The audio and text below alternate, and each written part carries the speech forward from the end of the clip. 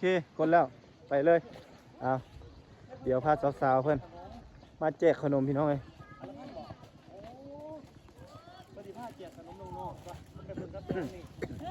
ใหญ่ท่านนี้ ท่านนี้ ปฏิแจกขนมน้อง เอาขนมผู้สาวเลี้ยนแถวๆแถวเบิ้ง ขอบใจเด้อจัดแถวขอบใจเอาผู้สาวก็ยากมาเลยมาเอาผู้สาวเด้อไอ้หัวตัวไปได้ไหนย่างออกเลยเก่งไปมาเอานี่ครับแจกขนมบ้านไปได้แล้วออกเด้อบ้านตะยงครับบ้านตะยงเมืองนองเจ้าตัวเล็กก็มาจะได้นี่เอาเลือกได้ขอบใจเพื่อนแน่นกเพื่อนแน่เอามาลูกถ้าเจ้าเอาไปเอาลูกผู้ใหญ่ก็กินได้เอาไปเร็ว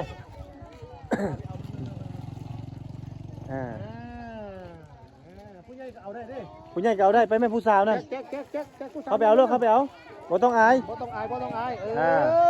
ถ้าพลาดไปแล้วบ่ได้กินนั่นนี่จะในเมื่อเด้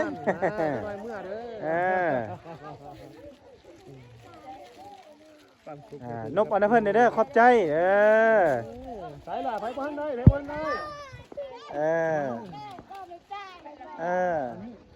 ได้อีกแหละได้แล้วบ่สายล่ะไปบ้านได้ไปยังบ่ได้เบิดไปนั่นน่ะเบิดไปเอาต่อแถวอีกรอบนึงต่อแถวอีกรอบนึงเร็วต่อเอวเตี้ยเลยต่อเอาขนมอันนั้นเพิ่นแน่ขอบใจแน่ต่อเอาปุ่นมาแล้วปุ่นโอ้ท่านโบโน่ท่านอยู่มาแล้วท่านอยู่โอ้ยเก่งหลายอันนี้ขอบใจไปพอดีเลยนี่ครับก็จะรู้จักผู้บ่าวตุกครับผมยินดีขอบคุณหลายๆที่อาจารย์เพิ่นได้มาเที่ยวมาชมแล้วก็ได้เอาน้ำใจเล็กๆน้อยๆมามอบให้กับเด็กน้อยในชนบทบางคนเขาเจ้าอาจจะบ่ได้เคยกินนั่นนี่ขนมนี่ได้บางที่อาจจะเป็นก้อนเล็กในชีวิตเขาเจ้าก็มีได้มีความหมายมีความหมายเพราะว่าครั้งนึงผู้บ่าวพูดก็เคยคือกันครับเคยแบบนี้แหละครับเป็นเด็กน้อยอยู่ชนบทนะครับผมเป็นวาสิได้กินง่ายนี่แม่ลูกอ่อนคนนี้แม่ลูกอ่อนคนนี้ยังไม่ได้เลยนี่มาโอเคสองอันไปเดี๋ยวเราไปแจกทางพวกนี้ไปแจกทางปุ๊บทางคนบอกมีบ่เด็ดย่างไปเลยเพิ่นกำลังมาไป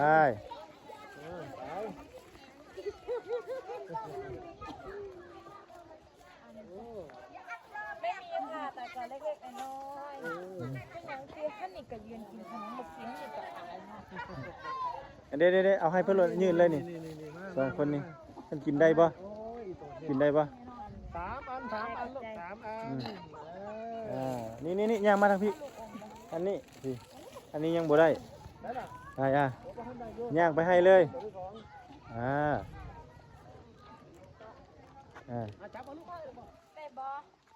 มาเอาเป็นได้แล้วเพิ่นกระบอกเนาะรู้จักอยู่ได้เลยล่ะอันนี้ก็เอาไปกินเองได้ยังเรียนรู้บ่นั่นทากยางบงสดๆเลยนะ